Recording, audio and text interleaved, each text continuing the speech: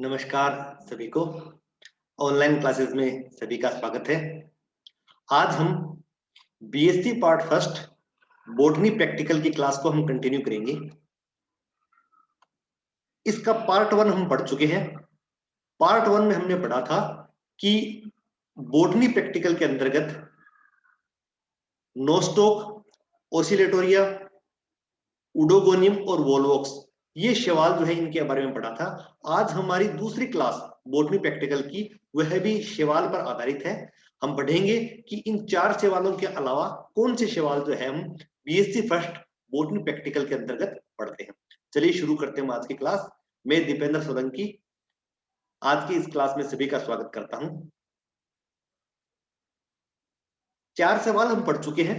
पांचवा सवाल हम प्रारंभ कर रहे हैं जिसे हम कहते हैं वाउचेरिया। वाउचेरिया जो सवाल है उसकी स्लाइड को जब हम देखते हैं या उसकी स्लाइड हम टेम्परेरी स्लाइड हम लैब के अंदर बनाते हैं तो हमें माइक्रोस्कोप के अंतर्गत इस प्रकार से हमें वाउचेरिया के फिलामेंट दिखाई देते हैं। वाउचेरिया एक फिलामेंटस एल्गी है, तो इसके फिलामेंट जो है हमें इस प्रकार से फिलामेंट हमें दिखाई देते हैं।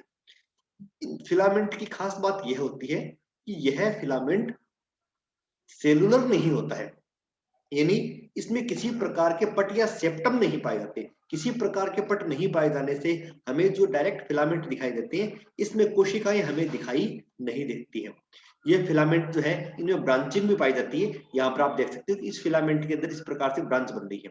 तो ये फिलामेंट जो है ब्रांचिंग वाले फिलामेंट होते हैं। इनमें शाखित फिलामेंट पाए जाते हैं, शाखाएं पाई जाती हैं। और ये फिलामेंट जो इसमें जो गोलाकार इस प्रकार से हमें जो है हमें गोलाकार स्ट्रक्चर दिखाई दे रही है। ये स्ट्रक्चर या तो इसके क्रोमेटोफोर्स हैं या इसके न्यूक्लियस यहाँ पर पाए जाते हैं। तो जब हम स्लाइड को सामान्य माइक्रोस्कोप के अंतर्गत कम जूम पर देखते हैं तो हमें इस प्रकार से फिलामेंट हमें दिखाई देते हैं, जिन्हें हम आसानी से पहचान सकते हैं कि इनके फिलामेंट जो है ये फिलामेंट में किसी प्रकार के सेप्टम का निर्माण नहीं पाया जाता और हमें कोशिकाएं नहीं दिखाई देती है।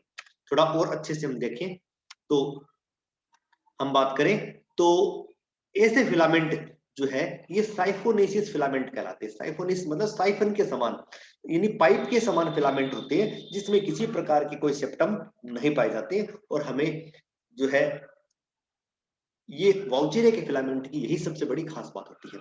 लेकिन हमें इसमें पढ़ना है इसकी सेक्सुअल स्टेज। तो सेक्सुअल स्टेज के अंतर्गत इसमें दो प्रकार की संरचनाएं बनती है। यह जो स्ट्रक्चर बनी हुई है यह स्ट्रक्चर बनती है इसमें एंथ्रीडिया। ये वाउचेरिया का फिलामेंट है। इस फिलामेंट में इस प्रकार से एंथ्रीडिया का निर्माण होता है। इसके पास में जो दूसरी स्ट्रक्चर बनती है उसे कह देते हैं ऊगोनिया। तो वाउचेरिया में जो सेक्सुअल रिप्रोडक्शन होता है वह ऊगेमस प्रकार का सेक्सुअल रिप्रोडक्शन पाया जाता है। तो ऊगेमस प्रकार के सेक्सुअल रिप्रोडक्शन में दो प्रकार के सेक्स ऑर्गन बनते हैं। पहला मेल सेक्स ऑर्गन जिसे हम एंथ्रीडिया बोल देते हैं और दूसरा फीमेल सेक्स ऑर्गन जिसे हम ऊगोनिया बोल देते हैं। एंथ्रीडिया जो है एक प्रवर्ध के रूप में या अतिवृद्धि के रूप में बनती है, जिसका अंतिम सिरा जो है ये हाईलाइन या पारदर्शक अंतिम सिरा होता है। और इसमें बनने वाले जो एंथीरोजोइड है ये मुक्त होते हैं ऊगोनियम के अंतर्गत। ऊगोनियम जो है यह एक फूली हुई स्ट्रक्चर होती है, फ्लास्क के समान फूली हुई स्ट्रक्चर होती है जिसका अंतिम सिरा चोंच के समान होता है। और जब सेक्सुअल रिप्रोडक्शन होता है उस समय इस एंथ्रीडिया से एंथीरोजोइड बाहर निकलते हैं। ये जो हमें छोटे छोटे स्ट्रक्चर दिखे ये एंथीरोजोइड है, ये बाहर निकलते हैं और इस बीक के माध्यम से जो अंतिम सिरे पर उपस्थित जो चोंच के समान स्ट्रक्चर है जिसे हम बीक बोलते हैं इसके द्वारा इसके अंदर प्रवेश करते हैं। और यहाँ पर एग सेल के अंदर प्रवेश करके एंथीरोजोइड और एग सेल के केंद्र के बीच में फ्यूजन हो जाता है। तो यह जो स्ट्रक्चर बनती है जो एंथ्रीडिया और ऊगोनिया बनती है इसकी सेक्सुअल स्टेज यहाँ पर वाउचेरिया की होती है, जो हमें इस प्रकार स्लाइड के अंदर दिखाई देती है। तो स्लाइड के अंदर हमें स्पष्ट रूप से यहाँ पर एग सेल और एंथ्रीडिया जो है बिल्कुल पास पास बनने वाली स्ट्रक्चर हमें दिखाई देती है। प्रैक्टिकल का जब रिकॉर्ड बनाएंगे तो प्रैक्टिकल के रिकॉर्ड के अंदर हमें ये दो डायग्राम बनाने हैं। ऊपर वाले दोनों डायग्राम बनाने की हमें आवश्यकता नहीं है, हम नीचे वाले ये दोनों डायग्राम बनाएंगे जिसमें ये ऊगोनियम बनी है और ऊगोनियम के पास एंथ्रीडियम का निर्माण होता है। दोनों के जो आधार भाग में सेप्टम बनते हैं और ये फर्टिलाइजेशन वाली स्टेज है। फर्टिलाइजेशन के दौरान इस एंथ्रीडियम के अंदर उपस्थित जो एंथीरोजोइड है ये प्रवेश कर जाते हैं, ऊगोनियम के अंदर प्रवेश कर जाते हैं।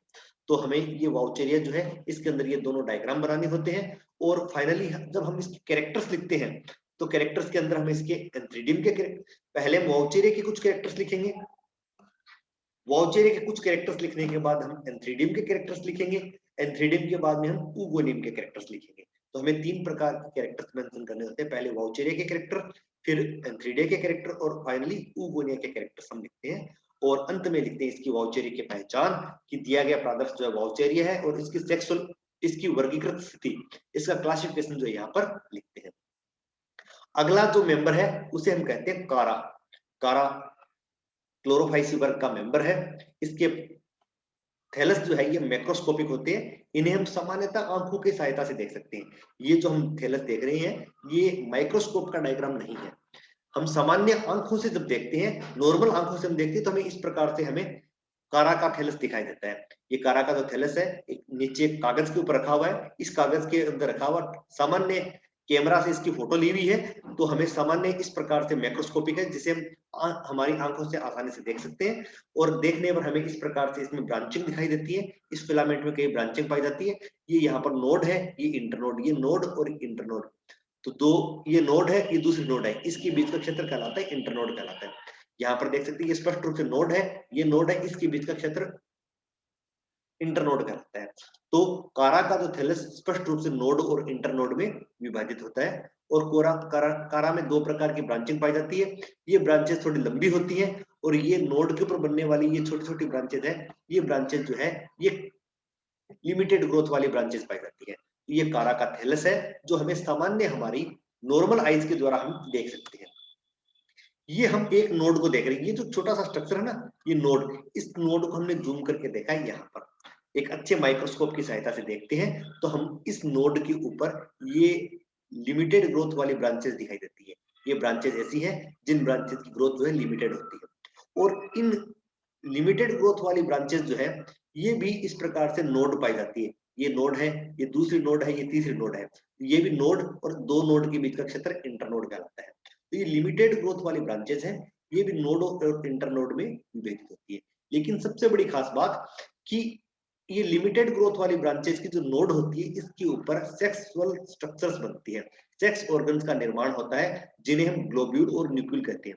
ये जो गोलाकार स्ट्रक्चर दिख रही है, इस गोलाकार स्ट्रक्चर को बोलते हैं ग्लोब्यूल, जो कि मेल सेक्स ऑर्गन होता है। और यह जो एक लंबी फ्लास्क के समान स्ट्रक्चर दिख रही है इसे कह देते हैं न्यूक्लियल, जो कि फीमेल सेक्स ऑर्गन होता है। तो कारा के अंदर जो लिमिटेड ग्रोथ वाली ब्रांच है इसकी नोड के ऊपर गोलाकार ग्लोब्यूल बनती है और ये एक लंबी कुछ संरचनाएं जिन्हें न्यूक्लियल बोलते हैं ये बनती है। ग्लोब्यूल ये मेल रिप्रोडक्टिव स्ट्रक्चर होती है, यह जो न्यूक्लियल है यह फीमेल रिप्रोडक्टिव स्ट्रक्चर होती है।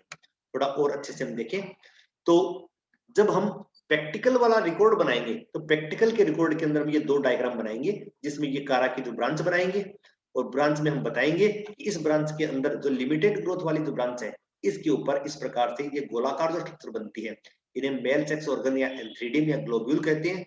ये जो एक लंबी स्ट्रक्चर बनती है इसे हम ऊगोनियम या न्यूक्लियल कहते हैं जो कि फीमेल सेक्स ऑर्गन होता है।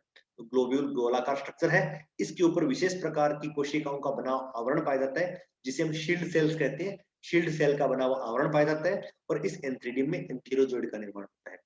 ये न्यूक्लियल जो है, न्यूक्लियल के बाहर इस प्रकार से जो नलिकाकार कोशिकाएं पाई जाती हैं इन्हें ट्यूब सेल्स कहते हैं। तो ट्यूब सेल्स या नलिकाकार कोशिकाओं का आवरण पाया जाता है और इन ट्यूब सेल्स के अंतिम सिरे जो है ऊपर कोरोना का निर्माण करते हैं, एक ताज के समान स्ट्रक्चर बनाते हैं जिसे हम कोरोना बोल देते हैं।